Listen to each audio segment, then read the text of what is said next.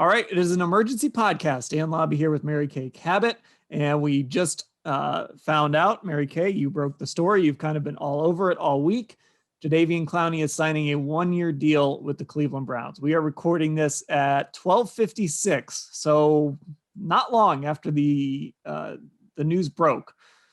So I guess, where are we right now, Mary Kay? What are the terms? What does the contract look like? What do you know right now about kind of how this all went down?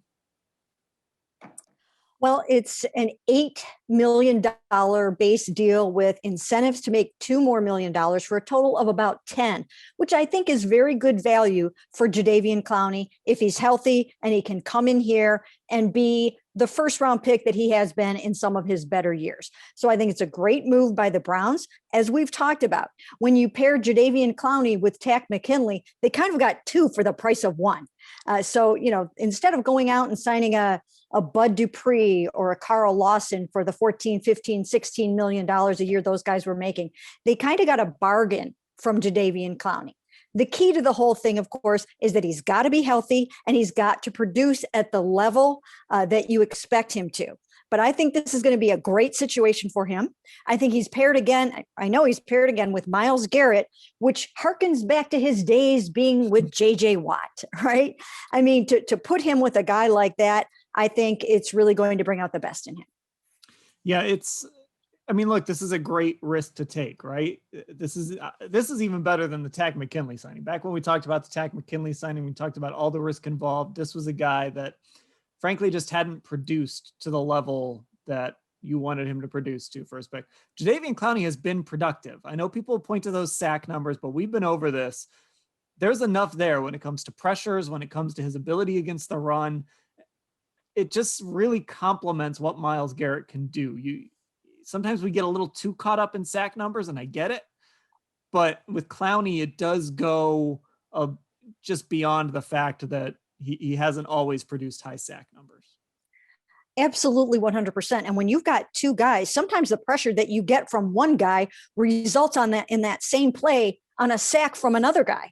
So sometimes it works like that too. I think Myles Garrett will benefit tremendously from the pressure that Jadeveon will bring from that other side. And as you mentioned, the numbers are pretty good. Last year, through 10 weeks of the season before he succumbed to the knee injury, he had 22 pressures. And at that moment, through 10 weeks, that was the same as Joey Bosa, TJ Watt, and Bud Dupree. And it was two fewer than what Myles Garrett had at that time through 10 weeks. So that's pretty darn good to have 22 pressures. You take that out over 16 games and those numbers start to look really good. Again, he was playing with a sore knee at that time already. Those last few games, he was already hurting. By the time you leave the lineup and have to go have surgery, you've been ailing for several weeks. So I think that's a key to remember. He had the surgery. He came in last night. He had the physical this morning, and the physical showed that he's fine. The physical showed that he is absolutely fine, should be ready to go by the time they get on the field. Now, as we know, Dan, J.C. Tretter and the rest of the NFL, they're pushing not to get these guys into town really until training camp. So we might not actually see him on the football field, right, until the beginning of August with the way this is all going down. But in some ways for him, maybe that's good because it gives him even more of a chance to heal. So you posted this morning, it went up, I believe it was this morning. Actually, it was last night. The 5 reasons the Browns signing Jadeveon Clowney is a smart move. We've touched on a couple of these, but here's the really big one to me, and it's number 4 on your list. He'll help contain Lamar Jackson, Kyler Murray, and Patrick Mahomes. The Browns play all 3 of those quarterbacks next year. Of course, if you want to get to the Super Bowl, you're almost certainly going to have to beat Patrick Mahomes in the playoffs. You might have to beat Lamar Jackson in the playoffs.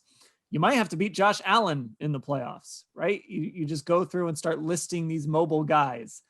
You're going to have to beat these teams in the playoffs. So the more guys that you have that can make life miserable for them and make life more difficult for them when it comes to creating with their legs and making plays on the run. You mentioned the batted passes and what you wrote about this. He was in those 7 weeks, he had 3 batted passes last year, which was tied for tops among edge rushers in the league.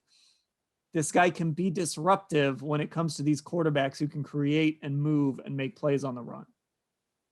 Absolutely. And we have all seen it. We have all seen Jadeveon Clowney just dominate at times in games. Haven't you seen those plays where he just gets to the quarterback in a hurry, bats the ball down, forces a sack, forces a fumble?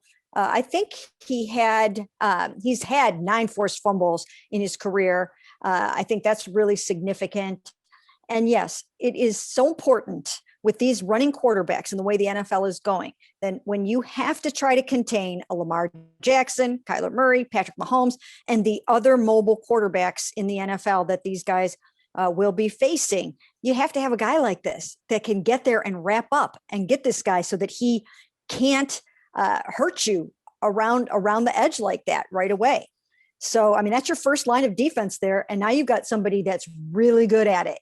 Really, really good at setting that edge. In fact, he's been in the 95th percentile since he came into the league as the number 1 overall pick in 2014 in run defense. And that is pretty darn good, okay? Because that's not necessarily the forte of a Myles Garrett, although he's gotten better at it. This is Jadeveon Clowney's signature, is to be able to stop that run. And I still believe that he is a good pass rusher in his own right. As you said, it hasn't translated to the sacks in the last 2 years. Only 3 with the Seahawks 2 years ago, none last year. But plenty of pressures, plenty of disruption, plenty of getting that guy off of his mark.